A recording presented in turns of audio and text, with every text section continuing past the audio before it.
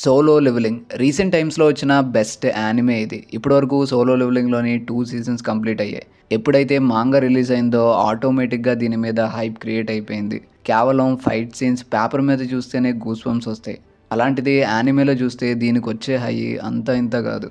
అసలు అంతలాగా సోలో లెవెలింగ్లోని ఏముంది? కేవలం ఫైట్ సీన్స్ మాత్రమే కాదు, సోలో లెవెలింగ్లోని చాలా ఇంట్రెస్టింగ్ ఎలిమెంట్స్ ఉన్నాయి. ఇందులోని ప్రమాదకరమైన క్రీచర్స్ ఉంటాయి, డంజన్స్ ఉంటాయి, వేరే వరల్డ్లోకి తీసుకెళ్లే డైమెన్షన్స్ ఉంటాయి, టైం ట్రావెల్ ఉంటుంది, అలానే మీరు ఎక్స్పెక్ట్ చేయని ట్విస్టులు కూడా ఉంటాయి. ఇప్పటిదాకా 2 సీజన్స్ కంప్లీట్ అయినా సరే స్టోరీకి సంబంధించి సోలో లెవెలింగ్ వరల్డ్ గురించి పెద్దగా ఏమీ రివీల్ చేయలేదు. సో ఈ వీడియోలోని సోలో లెవెలింగ్ ఓల్డ్ బిల్డింగ్ని క్లియర్గా ఎక్స్ప్లెయిన్ చేస్తాను. 1 ఇయర్ బ్యాక్ నేను సోలో లెవెలింగ్ అంటే ఏంటో తెలియదు. అక్కడక్కడ విన్నా మాంగా బాగుంది అని చెప్పి, సర్లే అన్ని మాంగాలు బాగానే ఉంటాయి కదా అనుకున్నా. ఆ తర్వాత వచ్చింది యానిమే. అది ఫస్ట్ ఎపిసోడ్ రావడమే ఇంకా హైప్ హైప్ హైప్. ఏంట్రా బాబు ఈ హైప్ అని చెప్పి స్టార్ట్ చేశా, తెలుగులో స్టార్ట్ చేశాను. అది చూసా, డంజన్స్ అన్నాడు, సర్లే ఇది అన్ని యానిమేలో ఉండేది కదా డంజన్స్ అన్నారు, వెళ్తున్నారు, వాళ్ళు ఎవరో వస్తారు చంపుతారు అన్నారు. వీళ్ళు వెళ్తున్నారు, ఆ డబుల్ డంజన్ లోకి వెళ్తారు. ఆ సర్లే ఏదో ట్విస్ట్ ఉంటుందిలే అనుకున్నా. వెళ్తే అది అది ఉంటది కదా ఇమేజ్, అది నేను ముందే చూసా ఎక్కడో. మోకాల మీద కూర్చుంటారు, అది మీమ్, అది ఫేమస్ మీమ్. అది నేను అది ముందే చూసా. నాకు సడన్ గా గూస్ బంప్స్ రావడం మొదలెట్టి, ఇదేంటి ఇక్కడ వచ్చింది, నాకు ఎక్కడ చూసారో గుర్తురాట్లా. చూసింది అది ఇట్లా స్మైల్ ఇస్తుంది, ఊడి అమ్మ అనిపించింది. ఇంకా స్మైల్ ఇస్తుంది, ఇంకా అసలు పీక్స్. అసలు అది వాళ్ళందరూ పారిపోతారు, ఈయన చంపేస్తారు, ఏంట్రా ఏం జరుగుతుందిరా అనిపించింది. బేసిక్గా సోలో లెవెలింగ్ వరల్డ్లోని 3 ఇంపార్టెంట్ థింగ్స్ ఉంటాయి: hunters, dungeons and system. Hunters అంటే హ్యూమన్సే. వీళ్ళకి నార్మల్ హ్యూమన్స్ కంటే కొన్ని సూపర్ న్యాచురల్ ఎబిలిటీస్ ఉంటాయి. వీళ్ళని మనం 6 గ్రూప్స్గా డివైడ్ చేయొచ్చు. ఫస్ట్ ఈ ర్యాంక్. వీళ్ళు ఉన్న హంటర్స్లోని చాలా వీకెస్ట్ అనమాట. సోలో లెవెలింగ్లోని హీరో అయిన సాంగ్ జిన్వూ కూడా ఈ గ్రూప్కి చెందినవాడే. మిగిలిన డీసీబీఏ ర్యాంక్స్కి చెందిన వాళ్ళని ఆల్ఫాబెటికల్ ఆర్డర్ వైజ్గా వాళ్ళ పవర్స్ని డివైడ్ చేయొచ్చు. అంటే ఏ ర్యాంక్కి చెందిన వాళ్ళు అందరికంటే ఎక్కువ పవర్ ఉన్న వాళ్ళు అనమాట. వీళ్ళందరికీ మించిన ఇంకొక ర్యాంక్ ఒకటి ఉంటుంది, అదే ఎస్ ర్యాంక్. వీళ్ళు ఉన్న ర్యాంక్స్ అన్నిటికంటే చాలా పవర్ఫుల్ అనమాట. ఎస్ ర్యాంక్ చెందిన ఒక్కొక్కరికి ఒక్కొక్క యూనిక్ ఎబిలిటీ ఉంటుంది. సోలో లెవెలింగ్ వరల్డ్లోని వీళ్ళకి సూపర్ న్యాచురల్ పవర్స్ ఉంటాయి. వీళ్ళు చాలా రేర్గా ఉంటారు. అండ్ ఈ హంటర్స్ అందరి పని డంజన్స్లోకి వెళ్ళడం. ఇందులోని విచిత్రమైన క్రీచర్స్ ఉంటాయి, ఇవి చాలా డేంజర్ అనమాట. ఈ డంజన్స్ అనేవి పోర్టల్స్ ద్వారా ఓపెన్ అవుతాయి. ఆ పోర్టల్లోకి వెళ్తే అది మనల్ని వేరే డైమెన్షన్లోకి తీసుకెళ్తుంది. అలానే ఈ డంజన్స్ని కూడా మనం హంటర్స్ లానే డివైడ్ చేయొచ్చు. ఈ ర్యాంక్ డంజన్స్ నుంచి ఎస్ ర్యాంక్ డంజన్స్ దాకా ఉంటాయి. సో ఈ డంజన్స్ ఇంత డేంజర్ అని తెలిసినా కూడా హంటర్స్ ఈ డంజన్స్ లోకి ఎందుకు వెళ్ళాలి? ఎందుకంటే ఈ డంజన్స్ లోని చాలా ట్రెజర్స్ ఉంటాయి. మనీ కోసం హంటర్స్ ఈ డంజన్స్ లోకి వెళ్తారు. హంటర్స్ ని మెయింటైన్ చేసే వాళ్ళని గిల్డ్ మాస్టర్స్ అంటారు. వీళ్ళ కిందే హంటర్స్ పని చేస్తారు. ఈ హంటర్స్ డంజన్స్ లోకి వెళ్ళడం, లోపలుండే క్రీచర్స్ ని ఓడించడం, అక్కడుండే ట్రెజర్స్ ని బయటకు తీసుకురావడం, ఇదంతా సోలో లెవెలింగ్ వరల్డ్ లోని ఒక పెద్ద బిజినెస్ అన్నమాట. ఈ డంజన్స్ అన్ని ఒక ఎత్తు అయితే, డబుల్ డంజన్ అని ఒకటి ఉంటుంది. ఇది స్టోరీలోని చాలా ఇంపార్టెంట్ అనమాట. సోలో లెవెలింగ్ వరల్డ్ కి ఇది ఆరిజిన్ లాంటిది. ఇంకా మిగిలినది సిస్టమ్. సిరీస్ లోని మెయిన్ ప్రొటాగనిస్ట్ దగ్గర ఈ సిస్టమ్ అనేది ఉంటుంది. ఇది జస్ట్ లైక్ వీడియో గేమ్ లాగానే పనిచేస్తుంది. దీని మెయిన్ పర్పస్ ఏంటంటే జిన్వూని లెవెలప్ చేయడం. జిన్వూకి దీంట్లోని మెయిన్ టాస్క్లు ఉంటాయి, అలానే సైడ్ టాస్క్లు కూడా ఉంటాయి. మెయిన్ టాస్క్ అంటే మానిస్టర్స్ తోని పోరాడడం, ఇంకా సైడ్ టాస్క్లు అంటే తన ఎబిలిటీని పెంచుకోవడం. ఇవే కాకుండా కొన్ని డైలీ టాస్క్లు కూడా ఉంటాయి. ఖచ్చితంగా జిన్వూ ఇవి రోజు కంప్లీట్ చేయాల్సిందే. 3650. దీనివల్లనే జిన్వూ మెల్లమెల్లగా పవర్ఫుల్గా మారుతాడు. తన ఇంటెలిజెన్స్ పెంచుకుంటాడు, స్టామినా పెరుగుతుంది.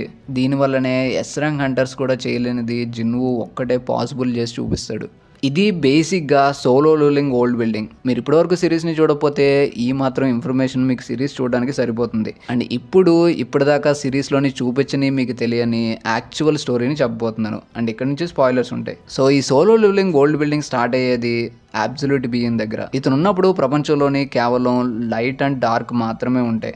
అబ్సల్యూట్ బీయింగ్ చాలా పవర్ఫుల్. సోలో లెవెలింగ్ వరల్డ్లో ఉన్న ఓన్లీ గాడ్ అనమాట. అబ్సల్యూట్ బీయింగ్కి ఏమీ లేని దాని నుంచి కూడా తన పవర్స్తోనూ ఏదో ఒకటి క్రియేట్ చేయగలిగే శక్తి ఉంటుంది. సరిగ్గా అప్పుడే అబ్సల్యూట్ బీయింగ్ లైట్ నుంచి రూలర్స్‌ని, డార్క్ నుంచి మోనార్క్స్‌ని క్రియేట్ చేస్తాడు. వీళ్ళని క్రియేట్ చేసిన తర్వాత వీళ్ళు ఏం చేయాలో గూడా ముందే నిర్ణయిస్తాడు. రూలర్స్ ఏమో ఈ వరల్డ్‌ని కాపాడాలని, అలానే మోనార్క్స్ ఈ వరల్డ్‌ని డిస్ట్రాయ్ చేయాలి అని చెప్తాడు. నేను ప్రేక్షకుణ్ణి. మీలో మీరు కొట్టుకొని చావండి. నన్ను ఎంటర్‌టైన్ చేయండి.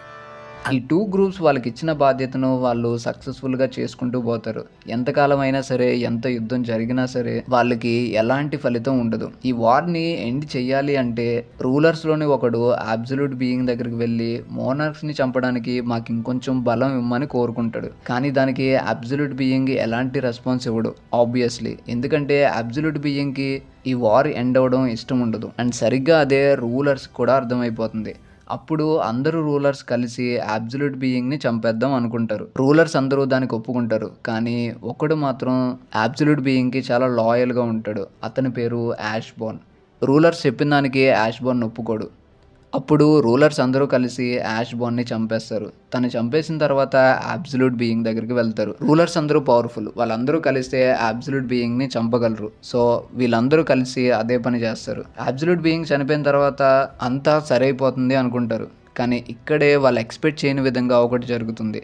చనిపోయాడు అనుకున్న యాష్‌బోర్న్‌లోని ఏదో ఒక పవర్ ఉంటుంది. ఆ పవర్ నేమ్ అరైజ్. యాష్‌బోర్న్‌ని క్రియేట్ చేసేటప్పుడు అబ్సల్యూట్ బీయింగ్ తనలోని ఈ పవర్‌ని పెడతాడు. దానివల్ల యాష్‌బోర్న్ మళ్ళీ బతుకుతాడు. యాష్‌బోర్న్ మళ్ళీ తిరిగి పుట్టడంతోనే తన పవర్స్ డబుల్ అవుతాయి. రూలర్స్ అందరూ యాష్‌బోర్న్‌ని చంపినందుకు తనకి క్షమాపణ చెప్తారు. అయినా సరే యాష్‌బోర్న్ రూలర్స్ వైపు నిలబడ్డు. అలా అని మోనార్క్స్ వైపు కూడా వెళ్ళడు. తన పవర్‌ని డబుల్ చేసుకోవడానికి తన యుద్ధంలోని న్యూట్రల్‌గా ఉండాలి అనుకుంటాడు. ఇప్పుడు రూలర్స్‌కు ఉన్న ఒకే ఒక టాస్క్ మోనార్క్స్ అందరినీ ఒకళ్ళొకళ్ళుగా చంపడం. మోనార్క్స్‌లోని చాలా పవర్ఫుల్ క్యారెక్టర్స్ ఉంటాయి. అందులోని వాడు లీషియన్. ఇతను ఎంతటి వాళ్ళనైనా సరే తన మ్యాజిక్‌తోని ఆకట్టుకోగలడు. ఇంకా యోగమోట్. ఇతనుకున్న పవర్ స్పేస్ మ్యానిపులేషన్. ఇతను తన పవర్‌తోని స్పేస్‌ని మ్యానిపులేట్ చేసి అనుకున్న చోట పోర్టల్స్‌ని ఓపెన్ చేయగలడు. ఇంకా ఫ్రోస్ట్. ఇతనికి ఐస్ పవర్ ఉంటుంది. ఇతనితోని ఫైట్ చేసి గెలవడం చాలా కష్టం. ఇంకా ఆంథరస్. ఇతనికి ఫైర్ పవర్ ఉంటుంది. అలానే డ్రాగన్ ఆర్మీ ఉంటుంది. మోనార్క్స్‌లోని వీళ్ళే పవర్ఫుల్ క్యారెక్టర్స్. వీళ్ళందరితోని సాంజిన్‌వు ఫైట్ చేయడాన్ని మనం రాబోయే సీజన్స్‌లోని చూడొచ్చు. సో రూలర్స్ ఫస్ట్ లీషియాని పట్టుకుంటారు. లీషియాని పట్టుకొని బంధించిన తర్వాత మోనార్క్స్‌కి అర్థమైపోతుంది మన పని అయిపోతుంది అని. యాష్‌బోర్న్ దగ్గరికి వెళ్ళి తన గ్రూప్‌లోని కలవమంటారు. కానీ యాష్‌బోర్న్‌కి ఈ యుద్ధం మీద ఎలాంటి ఇంట్రెస్ట్ ఉండదు. ఇప్పుడు తనకున్న ఒకే గోల్ ఏంటంటే తన షాడో ఆర్మీని పెంచుకోవడం. సో అది పెంచుకోవడానికి అక్కడి నుంచి వెళ్ళిపోతాడు. ఎప్పుడైతే యాష్‌బోర్న్ మోనార్క్స్‌ని వదిలేస్తారో అప్పుడు రూలర్స్ అందరూ మోనార్క్స్‌ని ఓడిస్తారు. కానీ కొంతమంది సర్వైవర్స్ అక్కడి నుంచి తప్పించుకుంటారు. వాళ్ళు వేరే డైమెన్షన్స్‌లోకి వెళ్ళి అక్కడ బతుకుతారు. రూలర్స్ అండ్ మోనార్క్స్ జరిగిన యుద్ధంలోని హ్యూమన్స్ కంప్లీట్‌గా ఎరైజ్ అయిపోతారు. అలానే ఎర్త్ కూడా చాలా నాశనం అవుతుంది. రూలర్స్‌ని క్రియేట్ చేసిందే ఈ వరల్డ్‌ని కాపాడడం కోసం.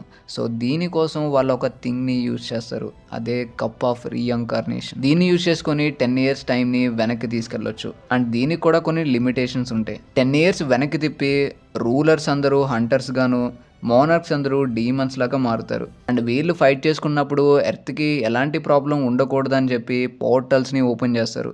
సో ఈ పోర్టల్‌లోకి వెళ్తే వేరే డైమెన్షన్‌లోకి వెళ్తాం కాబట్టి ఎర్త్‌కి ఎలాంటి ప్రాబ్లం ఉండదు. ఇలా సోలో లెవెలింగ్ వరల్డ్ క్రియేట్ అవుతుంది. సీజన్ 1 స్టార్టింగ్‌లోని ఈ పోర్టల్స్ అనేవి 10 ఇయర్స్ బ్యాక్ నుంచి ఓపెన్ అవుతున్నాయి అని చెప్పి స్టార్ట్ అవుతుంది. ఈ కప్పుకున్న లిమిట్ కూడా అదే 10 ఇయర్స్. 10 సంవత్సరాల క్రితం మన ప్రపంచాన్ని ఆల్టర్నేట్ డైమెన్షన్తో అనుసంధానించే ఎన్నో ద్వారాలు ఉన్నట్టుండి కనిపించడం మొదలయ్యాయి.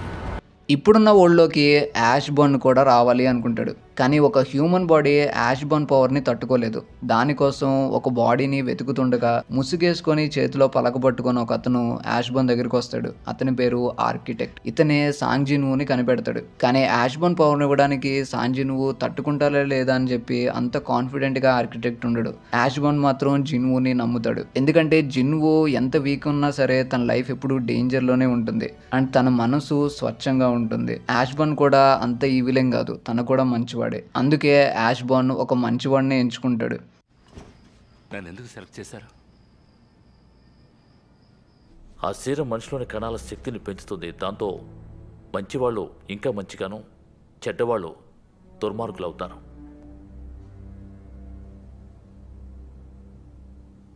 ఎంత కష్టం కాబట్టి నిన్ను ఎంపిక చేశారు. ఎందుకంటే ఒక బలవంతుడు తనకు లభించే అద్భుత శక్తుల్ని చులకన చేసే అవకాశం ఉంది. కానీ ఓ బలహీనుడైతే ఆ శక్తి గొప్పతనాన్ని బాగా అర్థం చేసుకుంటాడు. దాన్ని సరైన రీతిలో వినియోగిస్తాడు. థ్యాంక్స్, నన్ను సెలెక్ట్ చేస్తాను.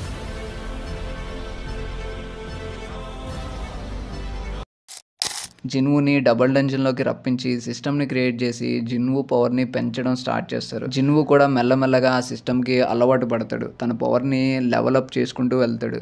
తన బాడీని పవర్ని ఎంత డెవలప్ చేసినా సరే చివరికి అదంతా యాష్ బోన్ చేతిలోనే పెట్టాలి. ఇంకా ఆఖరిగా మిగిలింది డబుల్ డంజన్. ఈ స్టోరీలోని ఇది చాలా ఇంపార్టెంట్ పాయింట్. యాక్చువల్గా దీన్ని డంజన్ అనరు, ఇది ఒక టెంపుల్ అనమాట. దీన్ని నిర్మించింది కూడా సాంజిన్వుకి సిస్టమ్ క్రియేట్ చేసిన ఆర్కిటెక్టే. తన ప్రయోగాల కోసం దీన్ని వాడుతూ ఉంటాడు. అండ్ ఈ మధ్యలో థ్రోన్ మీద కూర్చుంది ఈ టెంపుల్కి గాడ్ లాంటి వాడు. అండ్ ఇతను చూడండి ఎగ్జాక్ట్గా అబ్సల్యూట్ బీయింగ్ లానే ఉంటాడు. అతన్ని ఇన్స్పైర్ అయ్యే ఈ గాడ్ని ఆర్కిటెక్ట్ క్రియేట్ చేస్తాడు. ఇప్పటివరకు సోలో లెవెలింగ్ స్టోరీ సగం కంప్లీట్ అయింది. మిగతా సగం ఇప్పుడు చూసిన దానికంటే చాలా ఇంట్రెస్టింగ్గా ఉండిపోతుంది. సో ఒకవేళ మీరు ఈ యానిమేని చూసుంటే మీకు ఎలా అనిపించిందో కింద కామెంట్ చేయండి. అలానే కంటెంట్ నచ్చే ఛానల్కి సబ్స్క్రైబ్ అవ్వండి. Thanks for watching. ఏంటి గాడ్సా? గాడ్ ఉంటాడు అన్నమాట, ఒక గాడ్. చూడాడు నాకు గుర్తులేదు.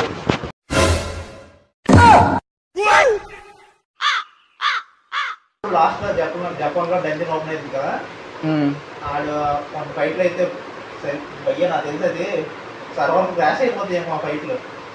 అంతలో ఉంటాయా? ఈడ ఆర్మీ పెద్దది వచ్చేది, దేశం అంతా ఉంటుంది ఆడ ఆర్మీ.